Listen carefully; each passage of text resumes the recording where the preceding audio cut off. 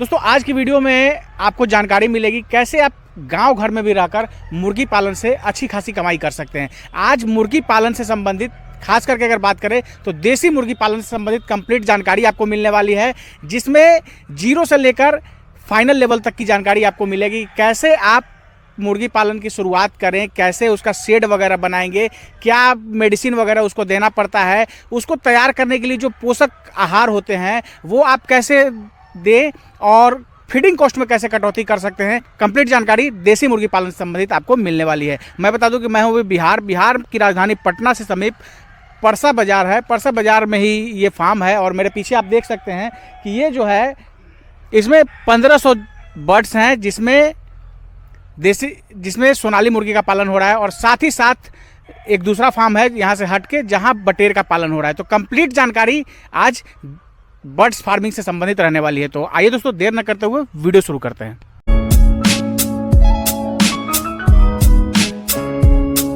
Sir हमारे channel पे आपका स्वागत है। आपका भी मेरे फार्म पे स्वागत है सर।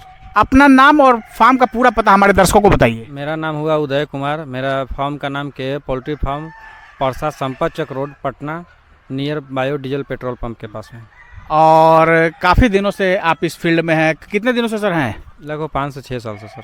और काफ़ी पहले 1-1.5 वर्ष हो गए उदय जी के फार्म पे हमने वीडियो बनाया था और काफ़ी अच्छा रेस्पॉन्स आप लोगों ने दिया, तो इसी के निमित्त हम फिर से यहाँ पहुँच गए हैं और आज कंप्लीट जानकारी देसी मुर्गी पालन से संबंधित रहने वाली है। तो सबसे पहले सर जो लोग नए हैं, जो नए दर्शक जुड़े हैं, उनकी सहूलियत के लिए मेरा पहला सवाल कि अगर कोई सोनाली मुर्गी का पालन करें तो कैसे उसकी शुरुआत करें, इसके बारे में बताइए। देखिए, पहले तो फार्म का जो भी है फार्म ढंग से बनाएं, उसमें जो चीज़ का आवश्यकता होता है उसको इकट्ठा कर लें। उसके बाद चिक्स जो समय पे जाएगा उससे पहले ये सब चीज़ का तैयारी कर लें।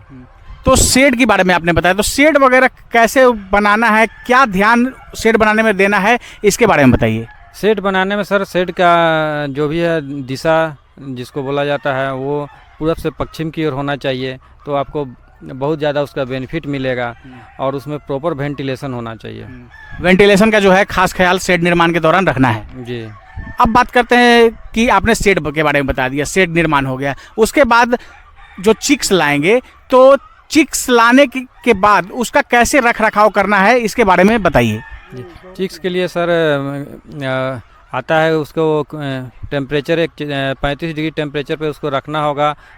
फ्रेश कुन्नी माने नया कुन्नी का आरा मशीन से ला के उसका इस्तेमाल होगा और लाइटिंग वगैरह का प्रॉपर व्यवस्था रखना होगा उसमें। तो ये जो आपने कुन्नी जो लकड़ी का जो बुरादा होता है उसके बारे में बता रहे हैं, कहीं कहीं हम देखते हैं कि धान का जो होता है वो भी लोग रखते हैं। तो बड़ा होने के बाद सर छोटा मुर्गी वो कोमल होती है, बच्चा उसका बहुत कोमल होता है, तो उसमें यूज करेंगे तो मुर्गी बीमार पड़ सकती है, क्योंकि उसमें जो भी होता है सूर होता है, धान में सूर होता है, सूर गिरने का संभावना रहेगा मुर्गी को। तो इसलिए लकड़ी का जो है बुरादा देना है, वो सॉफ्ट होता है, उसी को शुरू में देना है। जी, शुरू में बच्चा में वही यूज करना है, लकड़ी का बुरादा हो गया वही यूज करना है। उसके बाद बड़ा होने के बाद आप यूज कर सकते हैं। और टेम्परेचर के बारे में बताया आपने कि 35 डिग्री टेम्परेचर कम से कम रहना चाहिए। जी, 35 डिग्री टेम्परेचर को फॉलो करना है, जिससे कि मुर्गी का मोर्टलिटी न के बराबर रहेगा। कितने दिनों तक इसको रखना है? लगभग सप्ताह दिन तक सर। सप्ताह दिन। और कई बार देखा जाता है कि ब्रूडिंग के दौरान ही जो है कुछ जो है वो चिक्स होते हैं उनकी मोर्टेलिटी हो जाती है, तो कहीं ना कहीं टेम्परेचर का लोग ख्याल नहीं रखते हैं, यही कारण रहता होगा या और कोई कारण है? टेम्परेचर का ख्याल नहीं रख पाते हैं, मुर्गी पानी पीने के दौरान भीग जाती है, उसका ध्यान रखना होगा।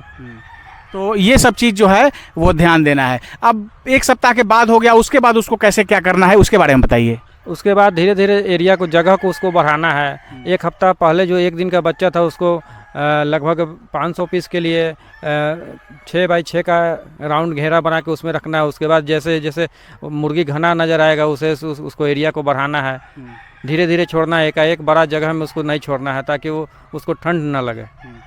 अब बात करते हैं जो उसको फीड वगैरह देते हैं, तो उसमें कैसे फीडिंग वगैरह उसको कैसे करवाना है, इसके बारे में बताइए। शुरू में तो सर जब तक मुर्गी आधा केजी तक नहीं होती है, जब तक उनको प्रॉपर कंपनी फीड पे ही रखना होगा।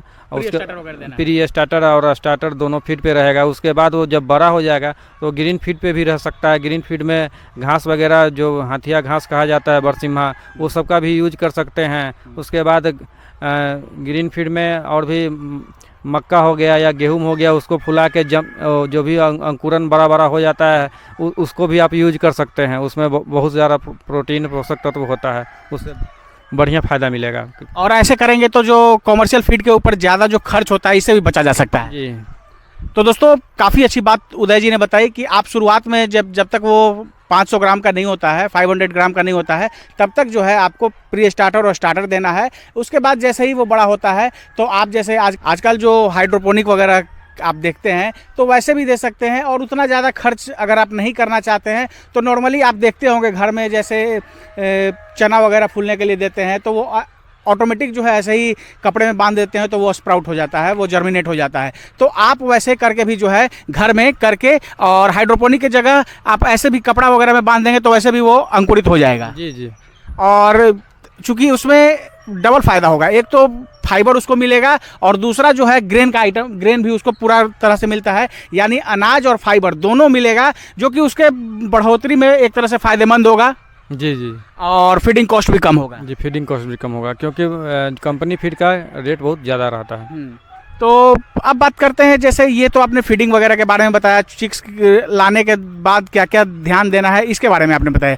कुछ वैक्सीनेशन वगैरह भी होते हैं तो उसका कैसे शेड्यूलिंग वगैरह कैसे देना है इसके बारे में बताइए। फर्स्ट वैक्सीन 7 दिन पे, दूसरा वैक्सीन 14 दिन पे और तीसरा वैक्सीन 21 दिन पे, और उससे ज़्यादा दिन का ज़रूरत पड़ता है तो आपको हर एक महीना एक वैक्सीन लगाना होगा।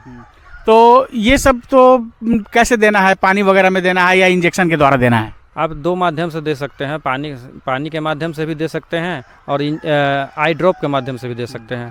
तो जैसे आपकी सुलभता हो उसके अनुसार आप दे सकते हैं। तो ये सब जो है एक टोटल जो है किन किन बातों को आपको ध्यान देना है, कैसे आप इसको आगे बढ़ा सकते हैं, इसके बारे में जानकारी थी। अब एक औसत जो लोग वीडियो को देख रहे हैं तो वो एक औसत जानना चाहते हैं कि भाई अगर मान लीजिए कि एक सोनाली बर्ड्स जो है वो कितने दिन में तैयार होती है और लगभग क्या खर्च आता है एक बर्ड्स को तैयार करने में, इसके बारे में बताइए। सोनाली बर्ड्स लगभग 80 से 90 दिन में तैयार होता है, जिसका साइज लगभग 1 kg प्लस में रहेगा। या तो 1 kg मान के चलिए कि 1 kg राउंड फिगर में रहेगा ही रहेगा। उसमें खर्च लगभग 160 रुपया तक जाएगा। लगभग 160 रुपये 1 kg साइज के आने में उसको लगेगा और लगभग 80 से 90 दिन के बीच में आपने बताया कि 1 किलो साइज वो पकड़ लेगा। जी जी।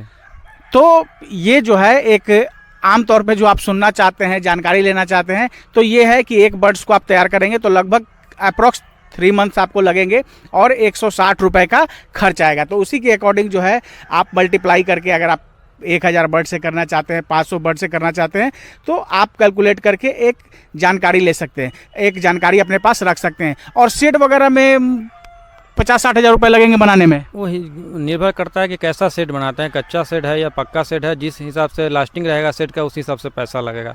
कम खर्च में बांस के माध्यम से बना सकते हैं, उसमें बहुत कम खर्च लगेगा, जो कि 40-50 हज़ार रुपया में 2000 मुर्गी तक का बन जाएगा। और पक्का सेट बनाएंगे तो उसमें ज़्यादा खर्च जाएगा, जिस हिसाब से पक्का बनाते हैं। तो ये आपके ऊपर डिपेंड करता है कि आप कंक्रीट का इस्तेमाल करके बनाना चाहते हैं या लकड़ी वगैरह से बनाना चाहते हैं, तो दोनों में जो है वो खर्च आएगा। अगर कंक्रीट वगैरह का इस्तेमाल करके बनाते हैं तो उसकी ड्यूरेबिलिटी ज़्यादा रहेगी, ज़्यादा दिनों तक टिकेगा। लेकिन बांस वगैरह का अगर इस्तेमाल आप करते हैं तो वो थोड़ा उसकी ड्यूरेबिलिटी कम रहेगी। अब बात करते हैं कि आप जो पिछले बार हमने वीडियो बनाया था या उसके पहले बनाया था, तो आप अपने जो जहाँ घर है वहाँ आसपास में वहाँ उसके नीचे आपने रखा हुआ था, ये नया शेड आपने बनाया है? जी, ये पेरेंट्स के लिए नया शेड बनाया है। हाँ। ये लगभग क्या एरिया है इसका, टोटल कितने एरिया में आपने शेड बनाया है? लगभग 1600 एरिया है, जिसमें 1500 बर्ड यहाँ पे अभी मौजूद है लेयर फार्मिंग के लिए। इसमें जो है लेयर बर्ड्स हैं जो अंडे देने वाले हैं, और जो पहले वाला जो फार्म है उसमें वहाँ मीट वाला रहता है, वहाँ मांस पर्पज से रखे हुए। वहाँ कितने बर्ड्स हैं आपके पास? वहाँ अभी ज़्यादा नहीं है, 500 पीस होगा। 500। और साथ ही साथ बटेर भी वहाँ पे है? जी, बटेर भी है। बटेर के बारे में उदय जी एक कहा जाता है कि बटेर की जो कमाई होती है सरकारी नौकरी जैसा है कि एकदम महीने दिन में जो है इसका पैसा आ जाता है। तो सबसे पहले ये बताइए कि एक बटेर जो है कितने दिनों में तैयार हो जाता है? लगभग 35 दिनों में बेचने के लिए तैयार रहेगा। और क्या खर्च उसको आता होगा 35 दिन में तैयार करने में? 35 रुपया। 35 रुपये। तो और चिक्स कितने मिला, और चिक्स कितने मिलता है? ये तो एक फिक्स बताना मुश्किल है, लेकिन एक रेंज बता दीजिए। एक दिन का बच्चा लगभग 12 रुपये में मिलता है सर। तो एक दिन का बच्चा अगर कोई ला के, अगर मान लीजिए एक दिन का बटेर का चिक्स ला के अगर फार्मिंग करेंगे तो वो सही सलामत रह जाएगा, क्योंकि बहुत छोटा रहेगा। वही सीखने की बात है, अगर सीख लेते हैं तो उनको उसी में मुनाफा होगा। ज़्यादा महंगा चिक्स लेने से उनका कॉस्ट ज़्यादा गिरेगा फिर। तो थोड़ा सा इसके बारे में बताइए कि एक संक्षेप में जानकारी दे दीजिए कि जैसे अगर बटेर की फार्मिंग कोई करना चाहें तो कैसे कैसे शुरुआत कर सकते हैं। बटेर के फार्मिंग में मेन मैनेजमेंट है, ब्रूडिंग का जो भी है उसमें बहुत हाई ब्रूडिंग माने बहुत ज़्यादा टेम्परेचर का ख्याल रखना पड़ता है। उसी में लोग नहीं ख्याल रखने के कारण मोर्टलिटी मृत्यु दर उसका ज़्यादा बढ़ जाता है। और उसको फीडिंग क्या देंगे? फीडिंग में बॉयलर का प्री स्टार्टर दाना आता है, वही वो लगभग 35 दिनों तक चलेगा उसको। हाँ, तो वही जो है वही प्री स्टार्टर ही जो मुर्गी वाला है वही चलेगा और उसी में वो तैयार हो जाएगा 35 दिनों में। जी 35 दिनों में वो तैयार हो जाएगा। शुरुआत आपने बटेर से ही किया था उदय जी? जी बटेर से ही मैंने शुरुआत किया था।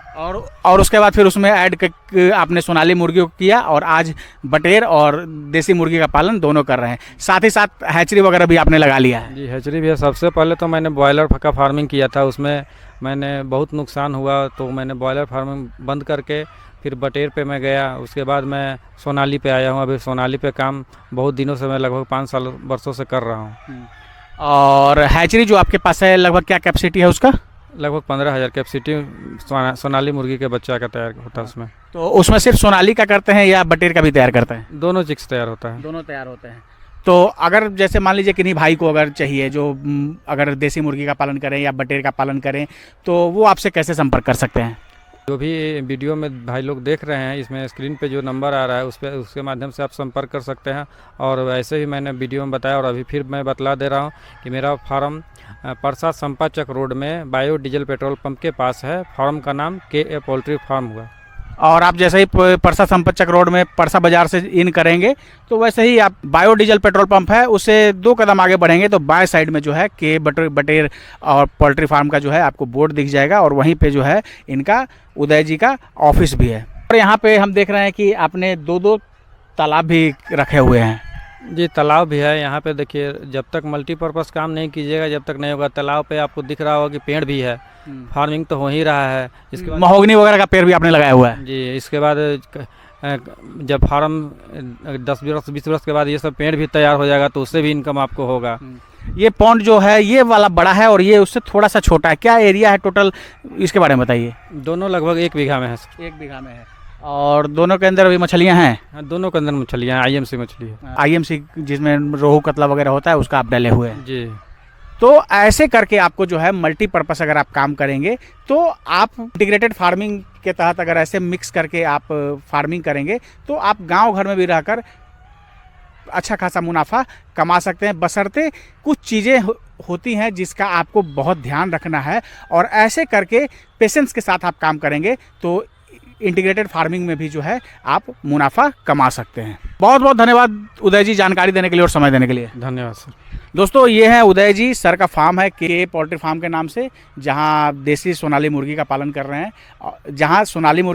रहे हैं और साथ ही साथ बटेर का काम कर रहे हैं। आज इनका चिक्स का भी काम है, हैचरी वगैरह भी इन्होंने लगा लिया है और काफ़ी अच्छे से काम कर रहे हैं। आपकी सहूलियत के लिए इनका नंबर दिया हुआ है। आप अगर बर्ड्स फार्मिंग से संबंधित कोई जानकारी लेना चाहते हैं, सोनाली मुर्गी या बटेर से संबंधित अगर आप फार्मिंग करना चाहते हैं तो आप कॉन्टैक्ट करके इनसे तमाम तरह की जानकारी ले सकते हैं। अगर आप मिलना चाहते हैं तो आप संपर्क करके मिल के बैठ कर अच्छे से चीज़ों को समझ सकते हैं। इस वीडियो को अगर आप फेसबुक या इंस्टा के पेज पे देख रहे हैं तो पेज को फॉलो कर लीजिएगा। अगर यूट्यूब चैनल पे देख रहे हो तो चैनल को सब्सक्राइब कीजिएगा।